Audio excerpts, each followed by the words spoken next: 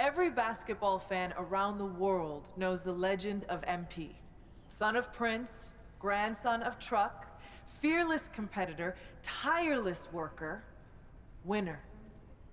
And while the seeds of all of this were planted long before I met him, the MP that I met was, in many ways, still a child. Now, I don't mean that as an insult. When he first walked into my office, he was only 19 years old. How many of you were fully formed adults at 19, huh? Shaq? I'm looking at you specifically, buddy.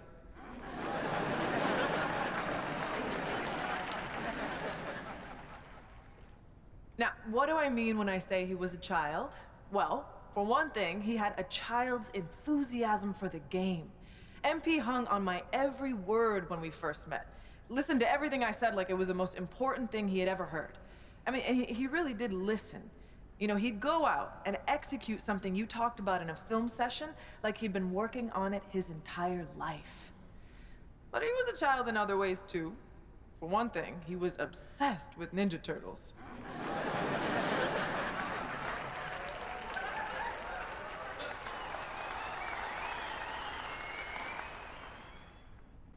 I'm serious. He had the figurines and everything. He said they'd be worth a lot of money one day, but I'm pretty sure he played with them when no one was watching.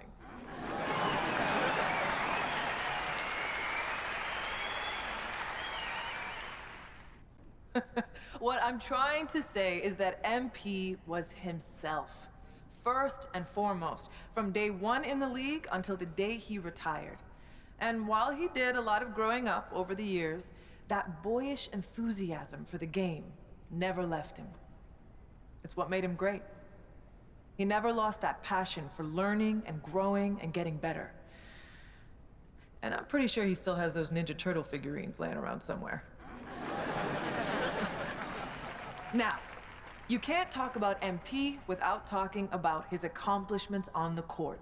So, let me talk about some of the most impressive. He holds the record for most points scored in a single season.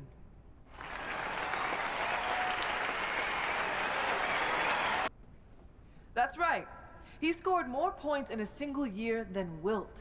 More than MJ, more than LeBron, more than whoever your favorite's favorite is. MP was that dude. He holds the record for three-pointers made in a single season. Now, records are made to be broken, but it's gonna be a long time before we see someone that locked in for that long a period of time. Look, I could go on and on about the greatness of MP, but I know he likes to do that too. So, rather than step on all of his toes, allow me to introduce the man you are all here to see, the legend, the GOAT, MP.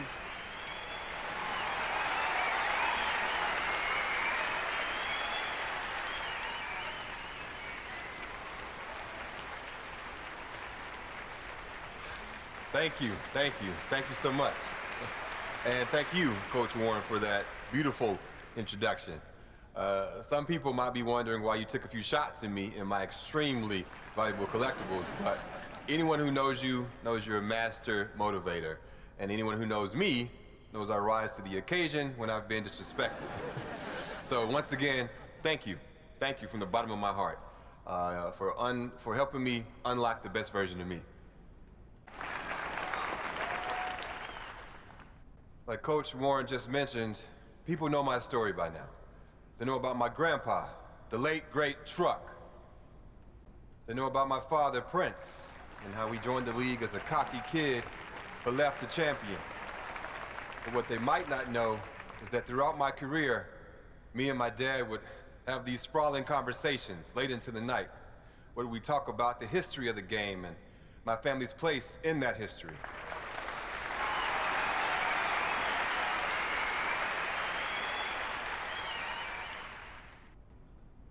One of my favorite memories from those conversations was the time my dad told me the story of my grandpa's first NBA game. My grandpa didn't have the advantages I had growing up. He was raised in the inner city by a blue-collar father and a stay-at-home mom. There were times when they struggled to put food on the table, but he never complained. He never asked, why me? He just put his head down and got to work. He could have taken the easy way out and did things he wasn't supposed to make a quick buck. But my grandpa, he wasn't built like that.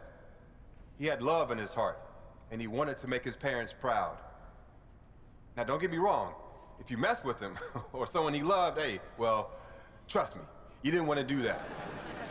When it came time to fight for what was right, he never backed down. And that's the kind of ball player he was. He didn't have the most skill, but he had the most heart. He fought for a spot in the NBA like his life depended on it. Through sheer force of will, he got drafted by the Celtics in the 3rd round. He was sent to a minor league team to start his career, but he stayed ready. And it's a good thing that he did, because he only had 24 hours from the time he was called up to the time he had to guard Magic Johnson. And what did he do? He shut him down when everyone expected him to fall on his face. Nah, my grandpa, he rose to the occasion. I'll never forget the pride I saw on my father's face when he told me that story. He knew that if it wasn't for my grandpa's fierceness, loyalty, and unwavering belief in himself, neither of us would be where we are today. I love you, Grandpa. Thanks for everything.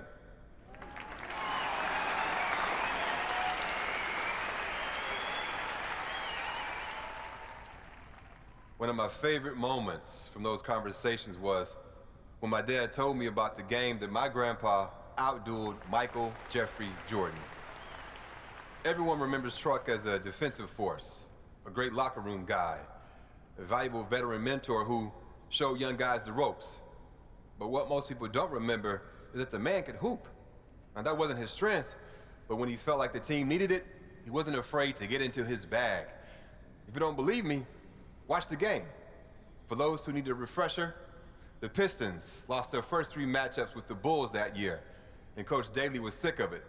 So during the 4th game, when MJ went out for 11 of the Bulls' first 12 points, my grandpa got the call to come in and knock MJ around a little, bad boy style.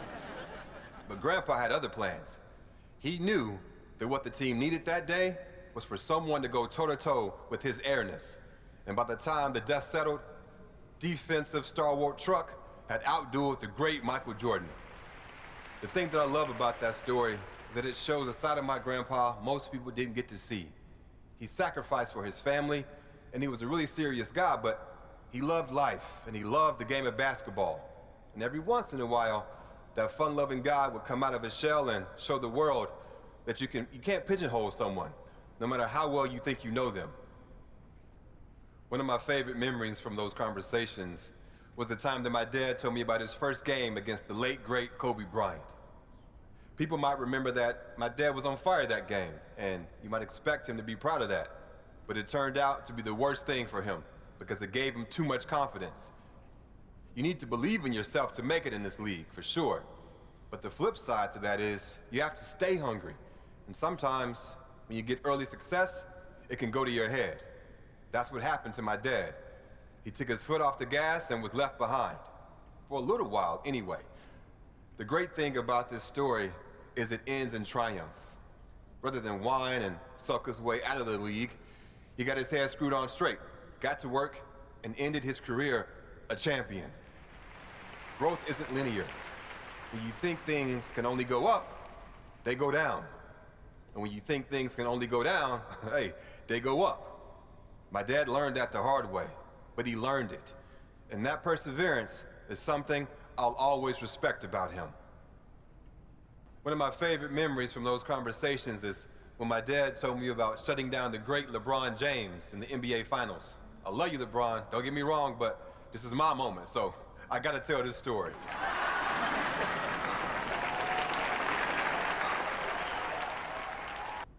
That's not always easy for someone like him. My dad could hoop. He had everything in his bag. But the proudest moment of his career was Game 4 of the Finals, when he used every last ounce of energy he had to shut down the greatest player on the planet. And again, I'm sorry, LeBron, but he held King James to under 10 points. Do you understand how wild that is in that moment? Lots of people still think he's some brash kid with no respect for the game.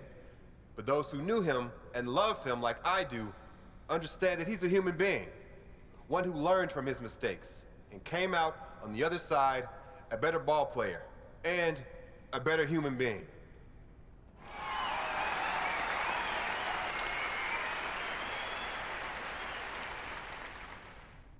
My family paved the way for me, and I had every advantage growing up. But once I got to the NBA, they couldn't play the games for me. And as a lot of you remember, my first game was the most hyped debut since LeBron James. All eyes were on me, and everyone expected me to be spectacular. So what did I do? I killed it, obviously. I'm sure you guys remember.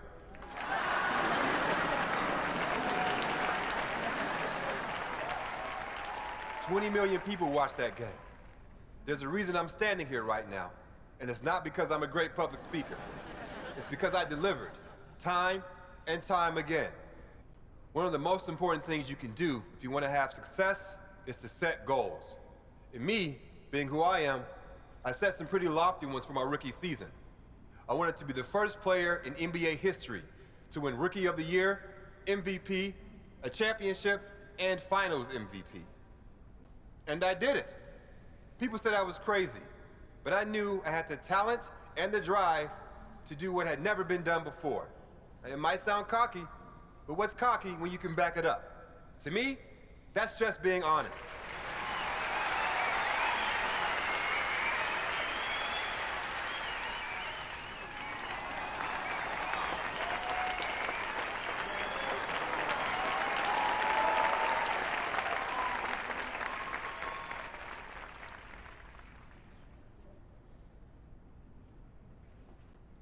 When people talk about my career, one of the first things they mention is how many championships I've won. And when I meet people for the first time, one of the most common questions I get is, what's it like to have more championships than Michael Jordan or LeBron James? Most people think I'll talk about the glory, the money, the fame. But when I think about those championships, I think about the people I shared those moments with. Winning means nothing if you have no one to share it with.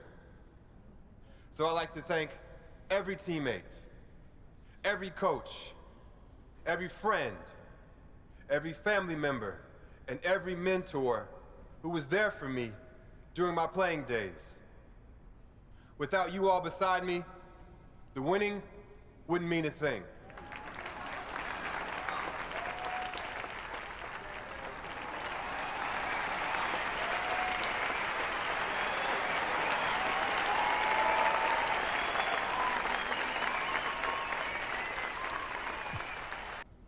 I've been up here for a little while now, and it's just about time to say goodbye. But before I do, I want to address some of the big-name pundits who've put me at the top of their GOAT list recently. So here it goes. What took you so long? The championships not enough? Were the records not enough? Some people say I should be grateful to be in the discussion. But legends aren't grateful to be in a discussion. We want to win. That's what competition is all about. So for those of you who only now got on the bandwagon, I don't need you. Matter of fact, I don't want you. But if you've been here all along, you'll always be in my heart.